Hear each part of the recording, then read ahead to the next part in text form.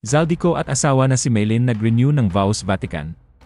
Cardinal Luis Antonio Tagle, Roby Domingo at Martin Nievera present sa kasalan. Pero bago ang lahat, kung ikaw ay bago sa aking channel, huwag kalimutan na mag-subscribe at i-click ang notification bell for more trending news.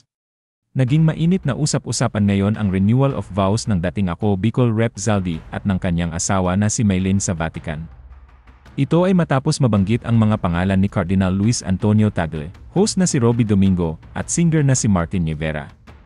Si Zaldico na nagbitiw sa kanyang tungkulin dahil sa pagkakasangkot niya sa mga anomalya sa flood control projects na nagkakahalaga ng bilyon-bilyong piso. Walang nakakaalam kung babalik pa siya sa Pilipinas para harapin ang mabibigat na paratang laban sa kanya. Si Maylin naman ay Chief Financial Officer ng infrastructure company na Sunwest. Napag-ari ng pamilya ko ang Sunwest ay kabilang sa pinangalanan ni President Ferdinand Marcos na construction companies na nakakakuha ng pinakamaraming bilang ng flood control projects mula sa Department of Public Works and Highways. 5 araw bago nagpasya si Ko na talikuran ang pagiging kinatawan ng Ako Bicol Party List noong Setyembre 29, lumabas ang impormasyon tungkol sa renewal of vows nila ng kanyang asawang si Maylin sa St. Peter's Basilica, Vatican City. Ito ay bilang paggunita para sa kanilang silver wedding anniversary. Base sa video na lumabas, binili sa channel ang singsing ni Zaldi at Maylin, pati na ang wedding dress ni Maylin, kasama sa reels at sa litrato si Cardinal Tagle na nagsilbi umanong officiating priest.